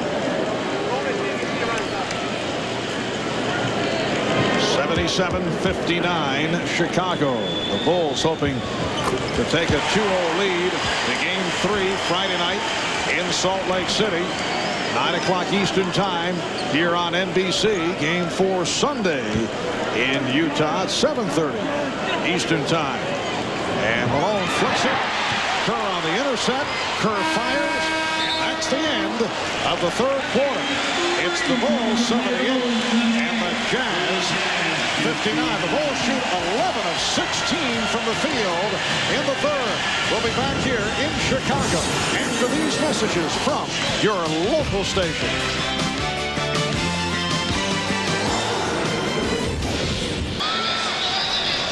Back in Chicago, you can see the numbers during the course of the regular season. Fewest points for Utah after 3 quarters against Detroit back in January. 55 points tonight, only 59. 78-59 Chicago as this fourth quarter gets underway. Marv, you see the Utah offense picking up with 28 points, but the defense absolutely porous, giving up 31. Antoine Carr is back, as is John Stockton. Karl Malone sitting down here at the start of the fourth quarter. Bad pass saved by Williams. Once again, Utah trying to run set offense, the bumping and grinding on the screens, trying to get position, and the tough, aggressive defense of Chicago forcing a turnover. Nice pass. Adam Keefe rebounding the miss by Brian Williams. Any man for Chicago is flashing in the pose as Stockton can't find the range on the pull-up three. But any man for Chicago that steps into the lane, Marv, they just get whatever they want at the 1-foot range. John Stockton is now 1 of 7 from the field. Hopper and Jordan with Buechler, Kukoc, and Williams. Nice pass. And here comes Stockton. Russell for 3. Rebounded by Kukoc.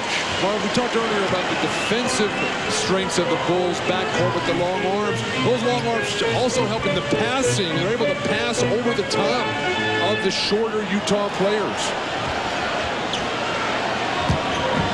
Russell trying to close that baseline, but Jordan with a quick move drew the foul. Keep your eye on Tony Kukoc on the left part of your screen. Everything breaks down. The ball hit Michael Jordan's hands with the shot clock winding down. But Kukoc makes a nice move across the lane to get that opening. Can't finish the shot, however. Michael Jordan leading Chicago with 30 points. Utah couldn't have played that play any worse than they did. Buechler. Another assist for Jordan. That is number 7. He is 3 assists away from his first ever triple-double in the NBA Finals. And the Bulls now lead 80-59. Jam of defense. Stockton for 3. Now that's one of the most fluid plays that the Jazz have run in quite some time. It's just a straight post up, a couple of cutters go through, made the defense react, and then you get an open shot. Coach. Stockton flips it down to Carr. Stripped by Harper. Oh, terrific play by Buechler. What balance, what presence. The strip by Harper, and Buechler able to come up with that loose ball. Harper for 3. Air ball. He thought he was fouled. And now Jordan is fouled by Anderson. Oh, terrific pass. A look up by John Stockton hitting the streaking Antoine Carr. who just cannot get to finish the play. It's knocked loose by Harper, and then he gets, or I should say, Carr gets knocked out of the play, and Bushler goes the other way. Miller Genuine Draft presents a classic moment of the NBA at 50. Tonight we look back at the NBA Finals record for the most points scored in a game. The Lakers versus the Celtics. It was Game 5 of the 1962 Finals. And Elgin Baylor of the Lakers lit up the Celtics for 61 points. Lakers won that game, but lost the series 4-3.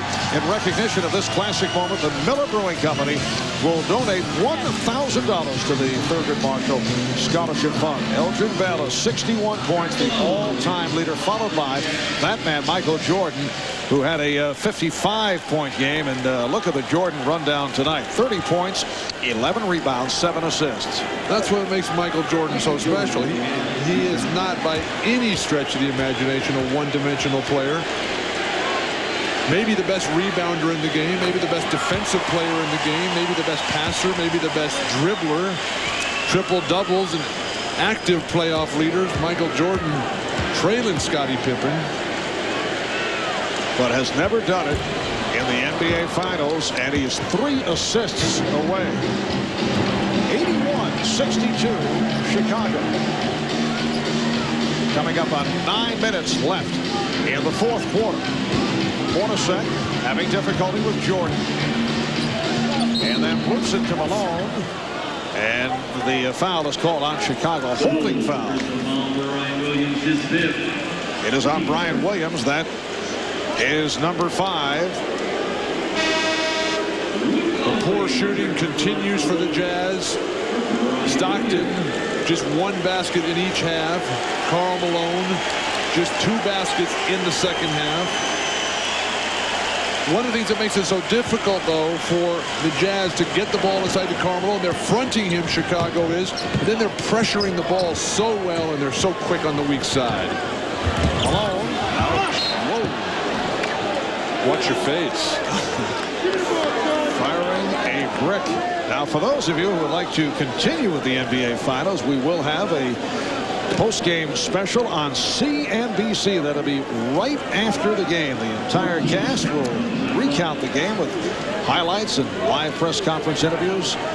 Guests as we look back at Game 2 here in Chicago. The NBA Finals post-game special on CNBC immediately following the game. So stay with us. We have 8:45 left in the fourth quarter. It's such an important factor for Chicago coming into this series to try and control John Stockton. Very difficult to do. They've done it so far in these first 2 games. Hornacek getting the pass to the cunning Keefe. And the Bulls now lead 81-64. Worst loss of the season during the course of a regular season suffered by Utah. On 2 occasions beaten by 14. Once by the LA Clippers. Once by the Toronto Raptors. Harper throwing a brick. And here's Hornacek on a give and go that is broken up. Now during the playoffs, Utah did lose by 20 to the Los Angeles Lakers, so that is their overall worst defeat. Well, in the playoffs, Utah averaging just 82 points a game on the road, so they've had their problems there, and they're averaging just over a little over 100 at home. It's a different team because they run more, the crowd gets behind them. They're a more active team, obviously, at the Delta Center. Crowd wanted to travel, and now the foul is called. It is on Hornacek. The Delta Center in Salt Lake City, such a difficult place to play. You look at the best home records in the regular season this year. Chicago at the top, Utah right there. In the postseason, though, the Jazz undefeated. The Bulls with the 1 loss to Atlanta. And Marv, you're right. That crowd will be so fired up in Utah. One of the great crowds in the NBA. Also has that hip feeling. They're right on top of you. Longley getting it to Pippen to try to save it.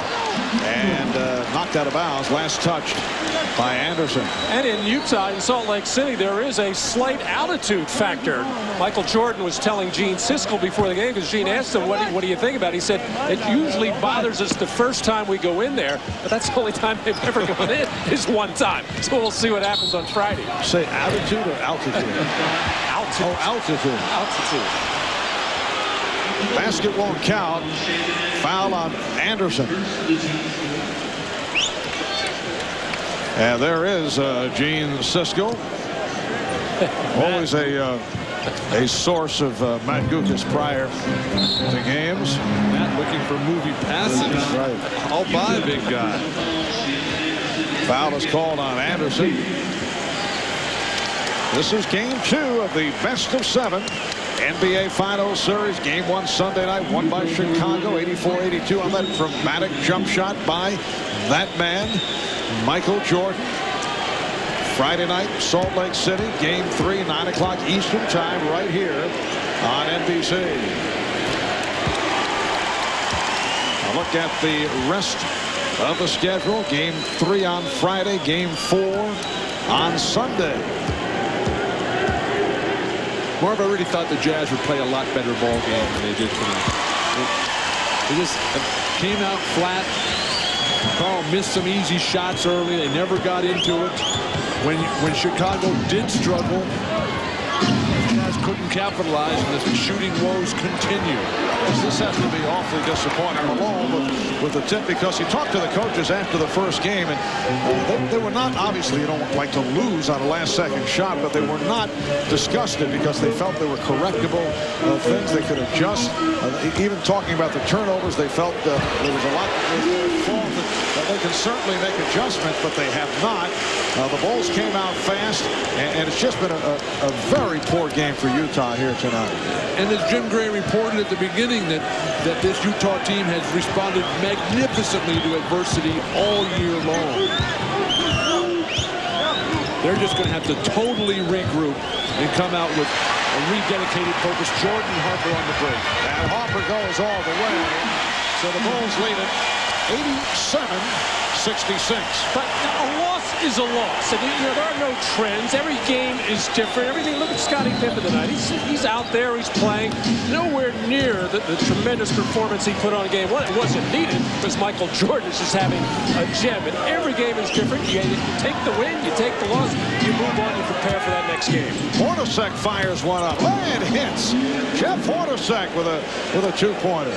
And the look on Bushler's face, who was all up over Hornacek, and Bushler said, what do I have to do to make this guy miss here? Chicago needs a timeout. And the timeout is taken with 5:51 remaining in the fourth. Back in Chicago, these aerial views of the Windy City being brought to you by Goodyear. It's been all Chicago. 5:51 remaining, 87-68 the score. One-time head coach, one-time standout player for the Chicago Bulls. Jerry Sloan has had a very long evening. Jerry played 11 NBA seasons, 10 as a member of the Chicago Bulls. This vintage footage of Jerry Sloan, known as a fierce competitor, two-time All-Star, six-time All-Defensive Team selection. And at times, it might be said, he would let his emotions run over the edge. One-time head coach of the Bulls. He coached Chicago back in 80, 81, 82. From McLeansboro, Illinois, population of 2,700. It is his 9th season overall as head coach of the Jazz. That is the longest active tenure with one team, and he's done a terrific job. Could certainly put together a strong argument for Jerry Sloan as NBA Coach of the Year this season among many legitimate candidates. Well, they win 50 games plus every year. This was the franchise record year.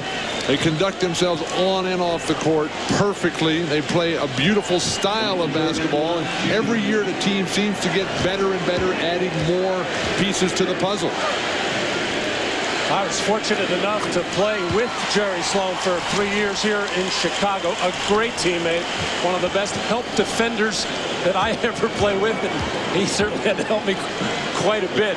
Outstanding rebounder, huge hand, big hand, anything around the basket, anything he could get his hands. He wasn't a great leaper, but anything he got his hand on, he got it. I would imagine those practice sessions going against Jerry would be most intriguing on your part. Well, when he was your teammate, he was with you all the way. He played hard in practice. When you had to play against him, that in the other teams, very difficult. And Michael Jordan called for the foul. Got a piece of Hornacek. That is his first. And 3 shots coming up for Hornacek. Michael Jordan playing the defense there, just a little bit of a reach, trying to get out on the break, calling for the foul.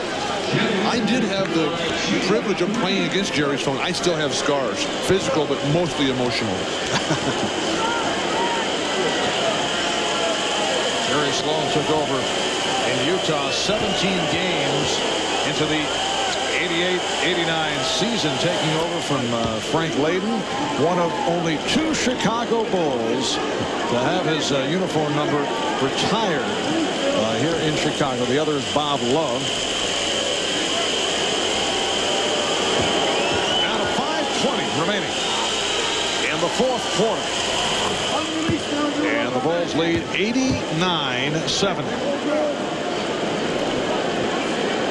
The Jazz never got into it. It was 6-0 at the start. It was 8-1. Now you think, hey, it's early. It doesn't matter, but they just could not get going.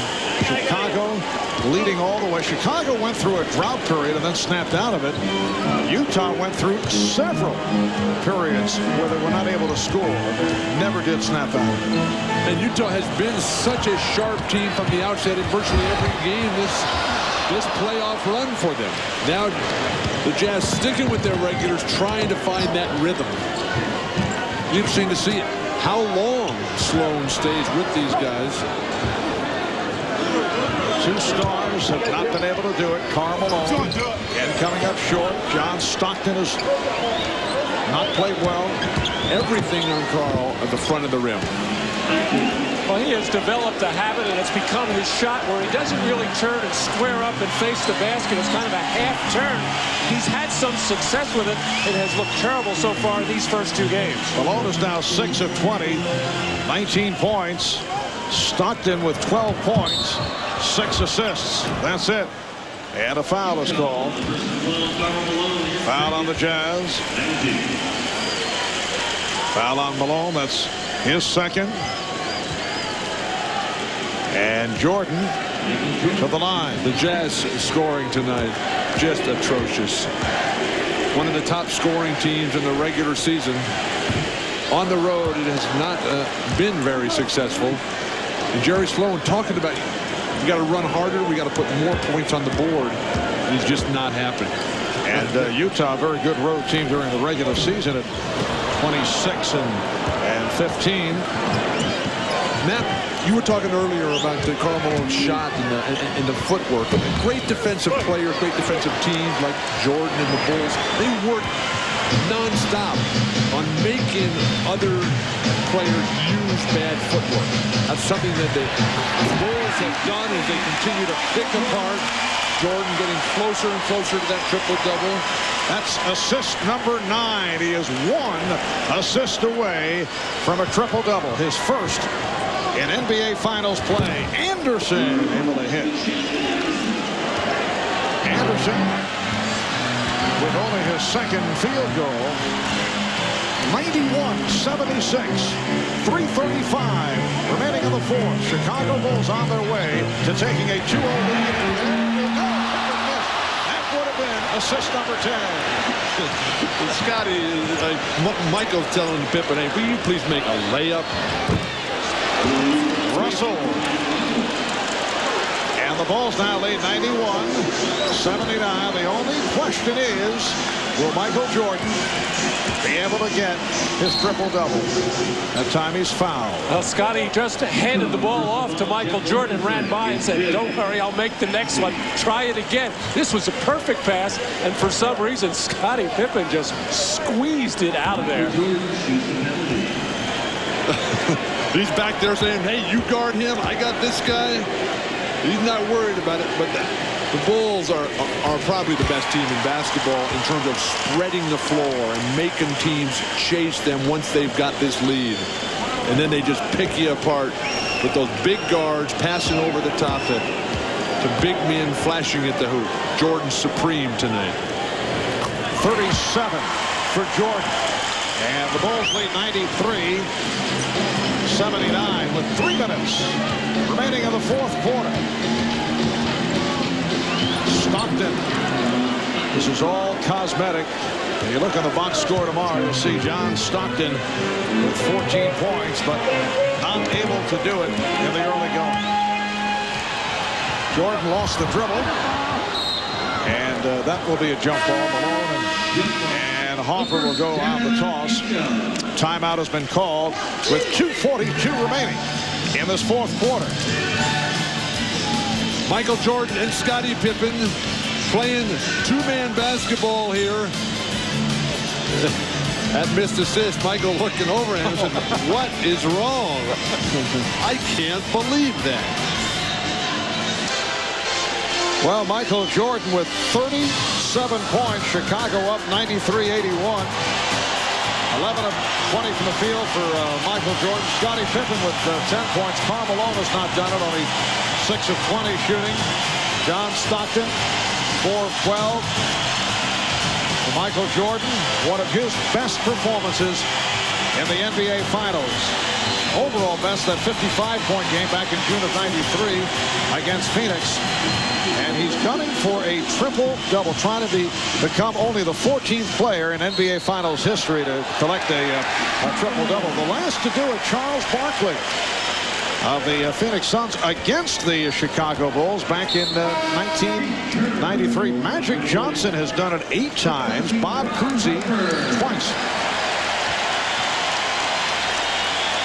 Meanwhile, Utah has closed the gap. Chicago has led by as many as 22 points, but you don't really have a feeling that they're in this ball game, although there are 2:34 remaining. Which is the same situation that the Jazz were in, down 12 with just a little over 2 minutes to go when they struck back and wiped out the Houston Rockets. Still hope, but as you say, Mark, the Jazz aren't playing that way. On his Pippen. Rebounded by Malone. Once again would have been an opportunity for a 10th assist and a triple-double. Coming up on 2 minutes remaining in the fourth quarter. Malone had it knocked away. And a foul. This is the closest since Chicago led 37-29. That foul was called on Jordan. Very strong move to the hoop by Karl Malone. One of the toughest of the night.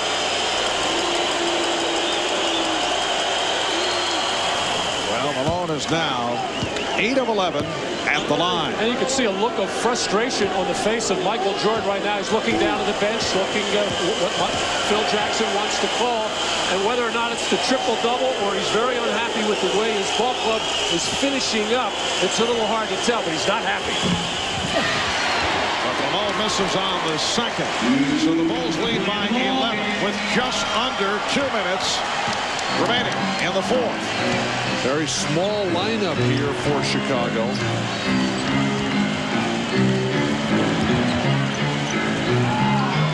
Shot clock at 6.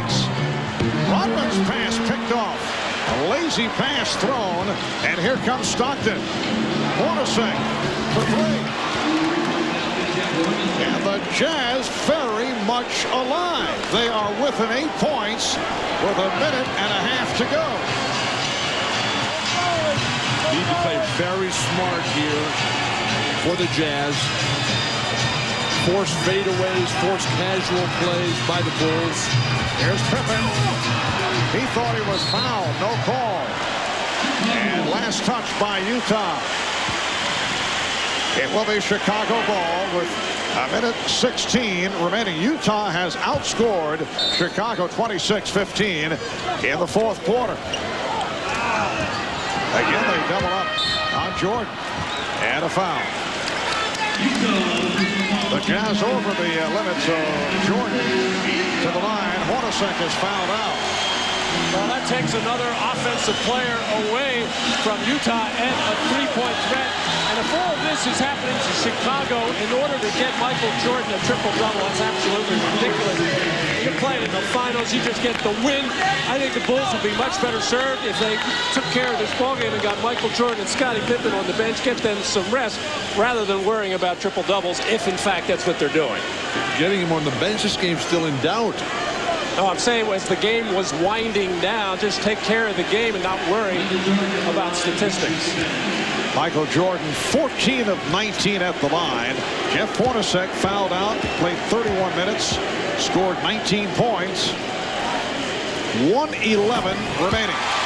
And Chicago leads by 9. That last foul drawn by Michael Jordan as Harper checks back in for defensive purposes. Been a master all night. But when you double team Jordan, you can't let him step through and split that double team. You got to make him spin out of it. So Michael Jordan hits 1 of 2. 1:05 remaining in the fourth quarter. Bulls 94 and the Jazz 85. Bushler broke it up. Bushler with the steal.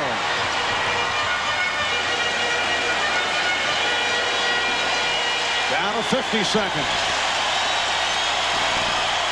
Utah is over the limit.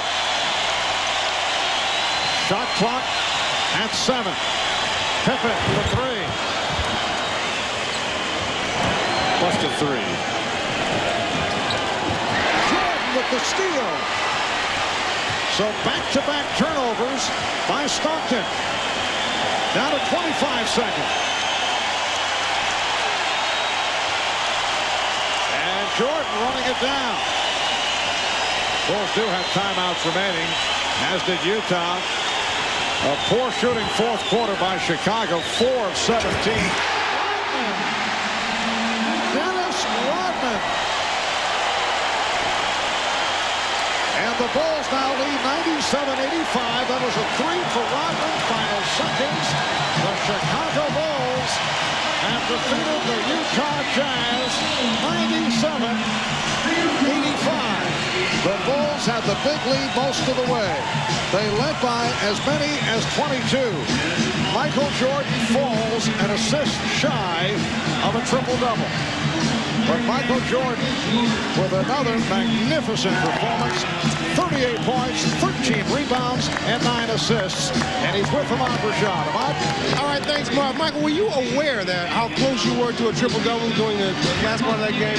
Yeah, I was aware. Pippen made me aware when he missed that. But that's okay. We got to win. That's all that matters.